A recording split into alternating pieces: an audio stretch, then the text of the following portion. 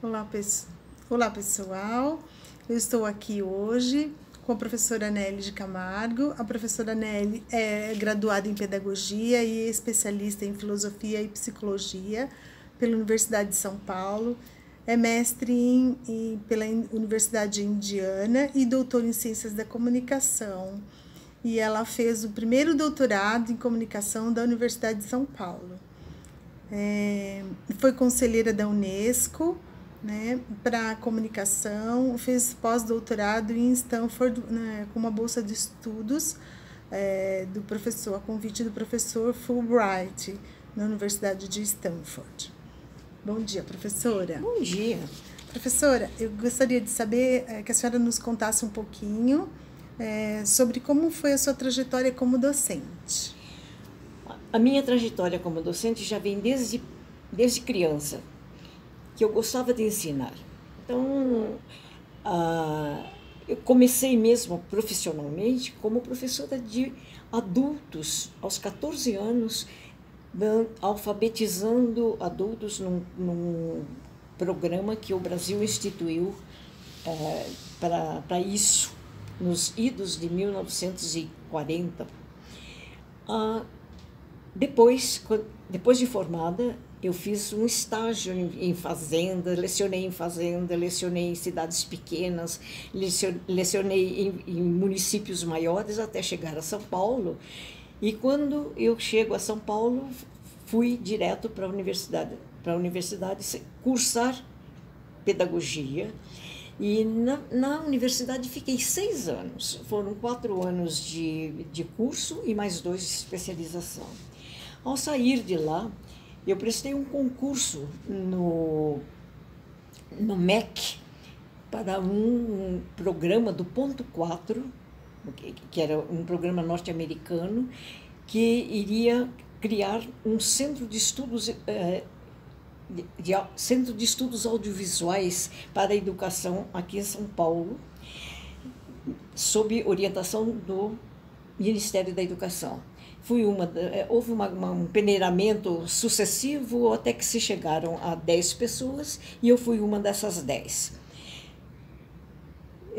Comecei a trabalhar com essa parte de recursos audiovisuais e, ao mesmo tempo que eu trabalhava no Centro Regional de Pesquisas Educacionais de São Paulo, eu trabalhava no SEDE Sapiense e em algumas outras universidades que tinham um curso de pedagogia e que precisavam dessa disciplina. Como membro do MEC, eu recebi uma bolsa, fui para os Estados Unidos, passei 1 ano na Universidade de Indiana, em Bloomington, e fiz o curso inteiro, fiz o mestrado e o curso de tecnologias audiovisuais para o ensino, para a educação. Educação, saúde, desenvolvimento, era assim, o título era grande, era comprido. Na volta para São Paulo, eu trabalhei nesse centro, continuei trabalhando em universidades particulares. E a Universidade de São Paulo abriu um concurso para provimento para provimento das cadeiras, das cátedras que iam formar a nova escola de comunicações culturais. Chamava-se assim, Escola de Comunicações Culturais. Isso foi nos anos 66. E meu currículo entrou nesse concurso e eu ganhei de 5 outros professores, todos homens. Eu ganhei a cátedra de comunicação, teoria e pesquisa. Então eu comecei com a ECA. Em 67 eu já dei aulas na ECA, a primeira aula, depois em 68 foi a primeira aula televisionada, foi quem deu, eu também dei. Então fiquei desde esse tempo, eu vivo com a ECA. Indo e saindo do país, ou dando cursos de graduação ou pós-graduação, eu só deixei a ECA a questão de uns poucos anos, quando eu achei que já chegava. Nesse meio tempo, ainda depois do meu doutorado, eu recebi do governo americano uma bolsa de estudos chamada professor visitante Fulbright, e eu fui professor Fulbright visitante na Universidade de Stanford, em Palo Alto, onde eu trabalhei 1 ano na companhia de gente muito agradável, gente cujos nomes eu conhecia dos livros que li. E fiquei conhecendo muito da Universidade Americana, porque fui conferencista em várias delas.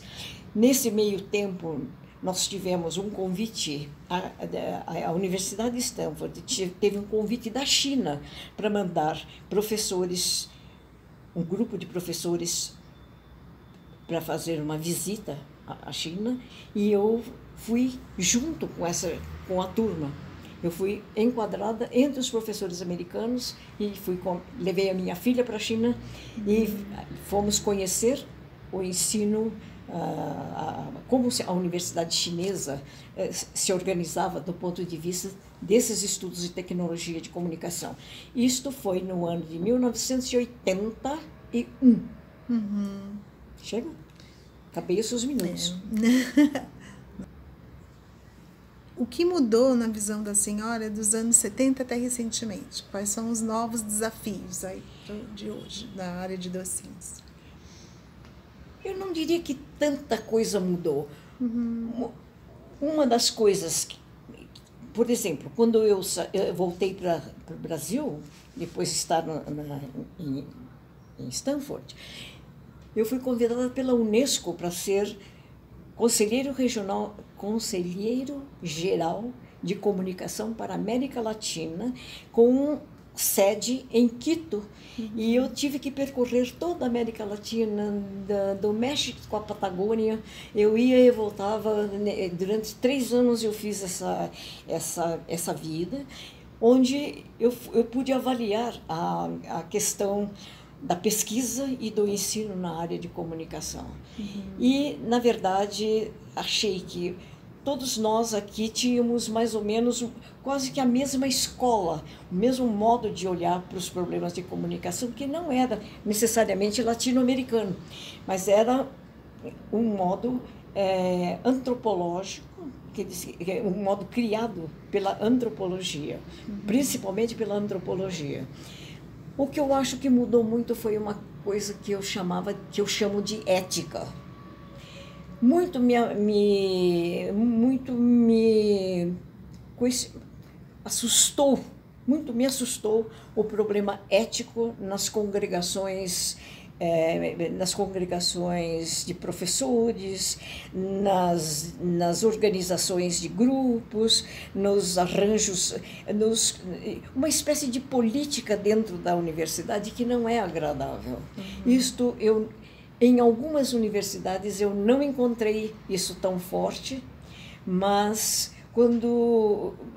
senti muito a presença da ética e do policiamento ideológico que em algumas universidades se faz sobre as bibliografias, sobre as aulas que os professores dão, sobre as visitas que os professores fazem, enfim, há uma espécie de policiamento.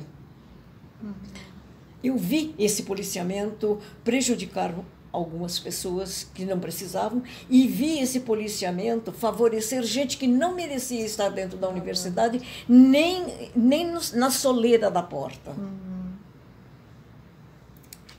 Então, a ética, o problema ético, mas eu não sei se isso foi uma coisa que eu não percebia antes e passei a perceber, mas já que você perguntou, ou se isso sempre foi assim, eu não sei, mas eu sei que essa foi a coisa que mais me doeu, porque é uma coisa que não dá para corrigir. Certo. Professora, se a senhora pudesse dar um conselho, né, para os docentes de hoje, que conselhos a senhora daria? Só dê aulas se você amar o que você estiver fazendo. Só fale coisas que já passaram pelo seu espírito e pela sua crítica. E não use muitos advérbios e nem adjetivos. Seja mais reto, mais direto na sua comunicação. Diga o que está pensando e enfrente as dificuldades do seu próprio raciocínio.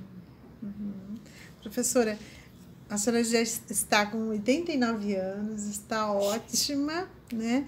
Então, eu queria que a senhora contasse um pouquinho como a senhora percebe essa energia, né? E se a senhora se preparou para chegar nessa idade da forma que a senhora está, um exemplo para nós. Quando eu tinha 8 anos, o médico disse que eu tinha uma lesão cardíaca e que eu não ia durar muito. Disse isso aos meus pais. Meu irmão, que estava escutando o que o médico falou, foi lá dentro e disse: ó, você vai morrer, viu? O médico falou que você não vai ficar muito, não vai viver muito, não. E eu tô aqui. Na verdade, eu acho assim, viver é viver cada dia. É acordar de manhã, é estar contente. Se você não estiver contente, não vá fazer coisas que você não gosta.